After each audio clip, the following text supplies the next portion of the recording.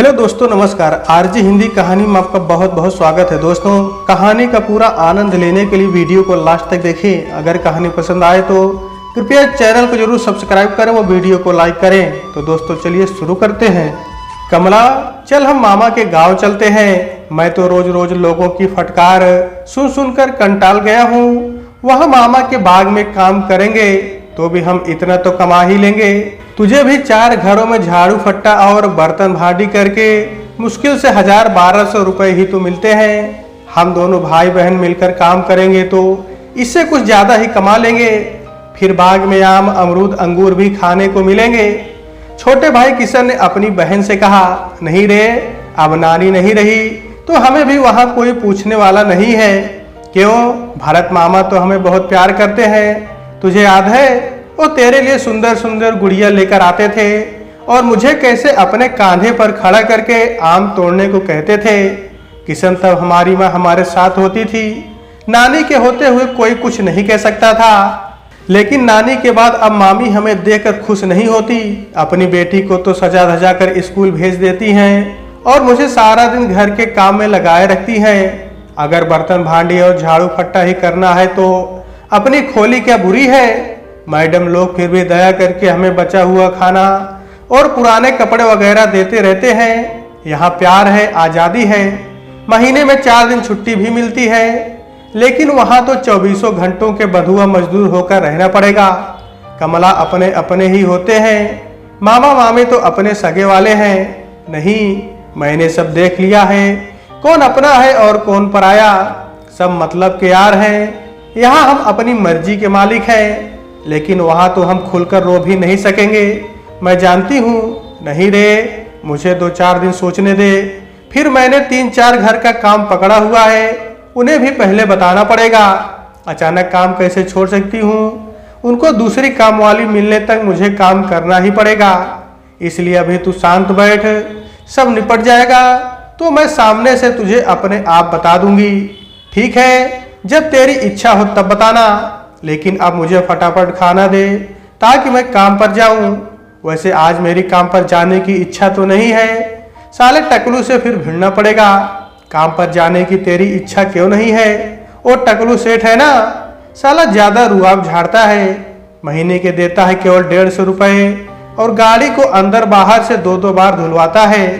इधर से साफ नहीं है, उधर शीशे में कुछ नजर क्यों नहीं आता? अरे नहीं नजर आता तो मैं क्या करूं? अपने शीशे से पूछ। साला खटारा गाड़ी को नई बनाना चाहता है, जैसा खुद है वैसी उसकी गाड़ी। लेकिन किशन, जब वो तुझे पैसे देता है तो काम भी तो लेगा ही ना। इसमें भड़कने की क्या बात है, तू नहीं समझती? उसकी देखा देखी अब मूछड़ भी 2 बार गाड़ी धुलवाने लगा है। एक बार पानी मारकर आगे पीछे से गाड़ी को रगड़ रगड़ कर पोंछ दिया तो हो गया ना।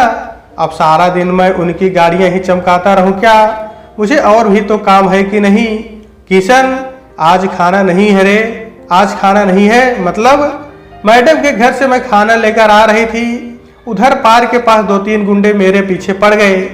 एक ने मेरा हाथ पकड़ा तो मैंने खाने का पॉलीथीन घुमाकर उसके मुंह पर मारा और भाग आई।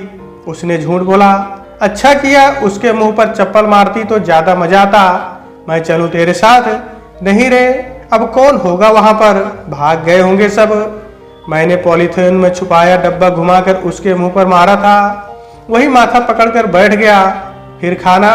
हाँ, उसने चुटकी बजाई। चल आज होटल पर खाते हैं और मोती को भी साथ ले लेते हैं। मुझे कल 2 गाड़ियों के पैसे मिले थे। चलना कमला, आज तो हम भी होटल पर खाना खाते हैं। अरे एक टाइम होटल पर खा लेने से क्या जिंदगी भर खाना खाने की जरूरत ही नहीं पड़ेगी? कल फिर किसी के घर से मिला बासी ही खाना पड़ेगा। काहे को पैसे बिगाड़ता है, कल को पैसे हमारे काम आएंगे। अभी एक एक बड़ा पाव खा लेते हैं। मैं देखती हूँ किसी घर में कुछ ना कुछ तो मिलेगा ही। जा भागकर हमारे लिए 2 बड़ा पाव और मोती के लिए खाली 2 पाव ले आ, कमला ने कहा। और किशन बड़ा पाव लेकर आया। वे बड़ा पाव खाकर अपने अपने काम पर चले गए। सांझ हो गई थी। कमला शाम के बर्तन करने जाने लगी तो झोपड़पट्टी के बीच में एकमात्र सार्वजनिक नल पर काफी गहमा गहमी तथा शोर शराबा सुनकर रुक गई। शायद किशन भी भीड़ में वहीं पहुंच गया था। कमला काफी देर से उसे खोजती परेशान हो रही थी। वो वहां पहुंची लेकिन किशन वहां नहीं था। उसने एक बच्चे से पूछा तो उसने बताया कि वो रेलवे की दीवार के पीछे अन्य बच्चों के साथ बैठा पत्ते खेल रहा है।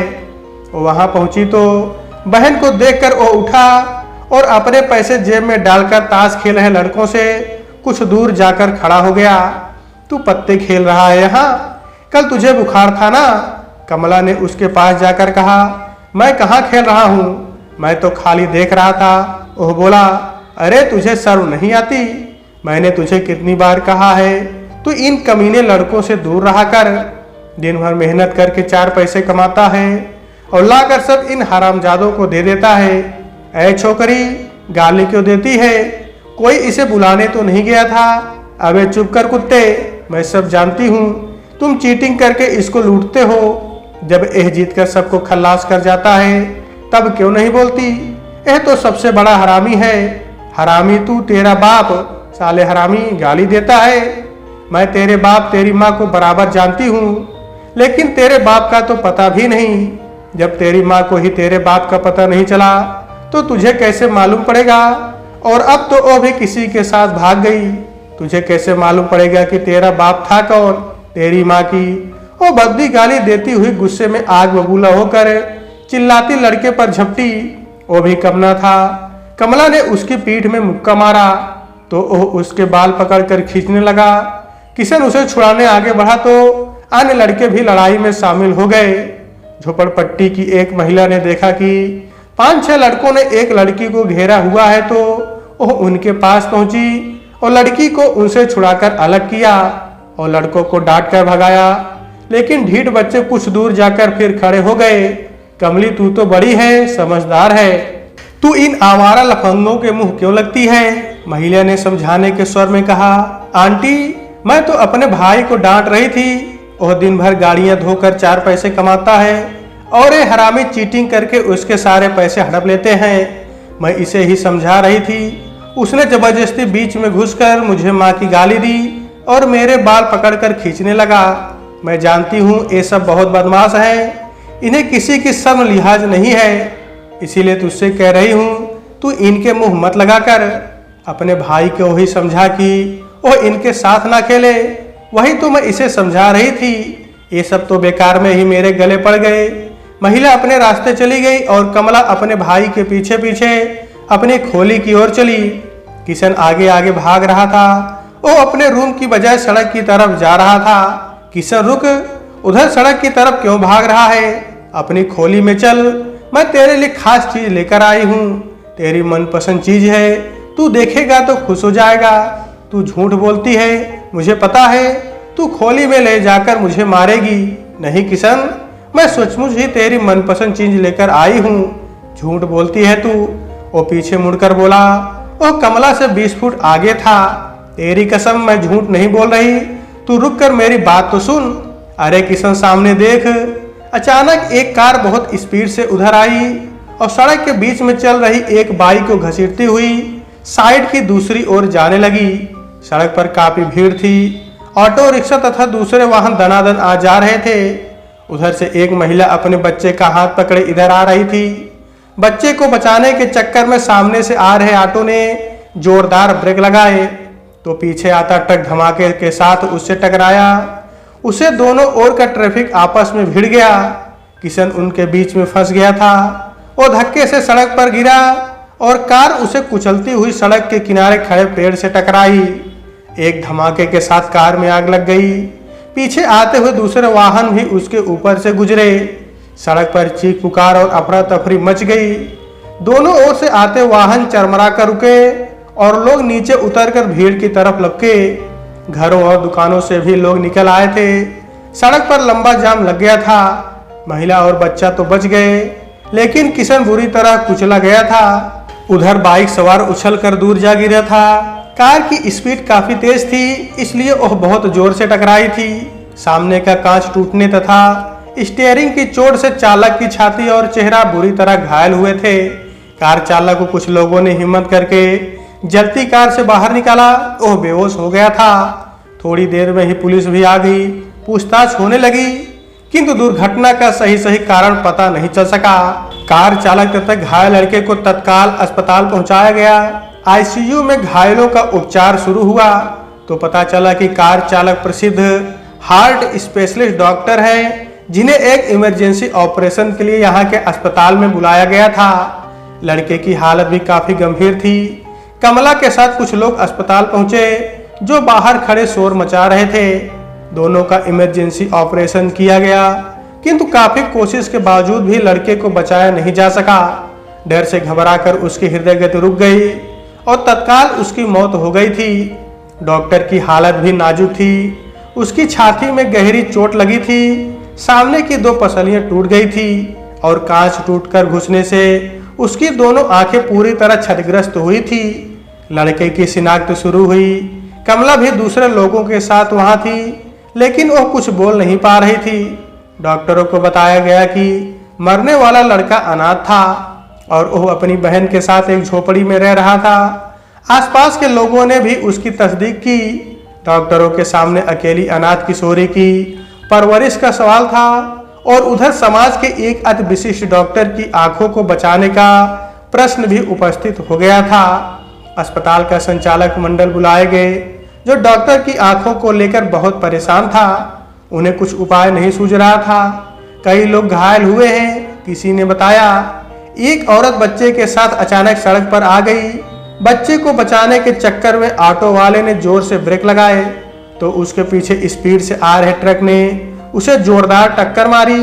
सामने से आ रही कार बेकाबू होकर उसके आगे चल रहे बाइक को घसीटती हुई दूसरी ओर जाने लगी तो दोनों तरफ से आ रहा ट्रैफिक दिशाहीन हो गया और चरमराकर आपस में टकराया।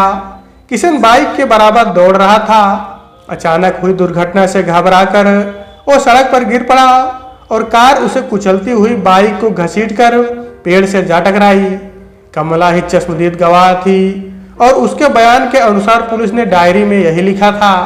प्रथम दृष्टया पुलिस ने किशन की मौत का जिम्मेदार घायल डॉक्टर को पाया था, क्योंकि भीड़ भरी सड़क पर निर्धारित सीमा से अधिक गति से चलाने के कारण कार का नियंत्रण बिगड़ गया और उसके नीचे कुचले जाने से ही किशन की मौत हुई थी।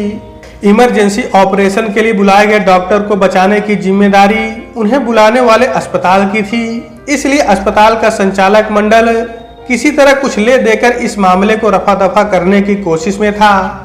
लेकिन कमला के साथ खड़े लोग हंगामा करने पर आमादा थे। वे अनाथ लड़की के लिए कुछ ठोस व्यवस्था की मांग कर रहे थे। लड़के की मौत और उसकी बहन के विषय में बात करने के लिए बाहर जमा कुछ लोगों को बुलाकर बातचीत शुरू की गई और कुछ ले देकर मामला निपटाने का संकेत दिया गया, लेकिन पुलिस की मौजूदगी में खुलकर बात नहीं हो पा रही थी। ये सब कैसे हुआ? लगता है बड़ी भयंकर दुर्घटना हुई है। सब कुछ जानते हुए भी डॉक्टर ने पूछा। बड़ी ही भयंकर दुर्घटना हुई थी साहब। ना जाने कितने लोग घायल हुए और कितने घर बर्बाद। हमारी तो दुनिया ही उजड़ गई। अनाथ बेसहारा लड़की का एकमात्र सहारा छिन गया।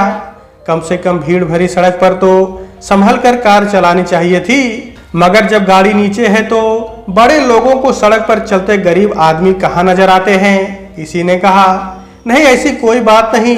डॉक्टर बहुत ही सुलझे इंसान हैं। शहर के सबसे काबिल हार्ट स्पेशलिस्ट काबिल हैं, इसीलिए तो गरीब बच्चे को उड़ा दिया।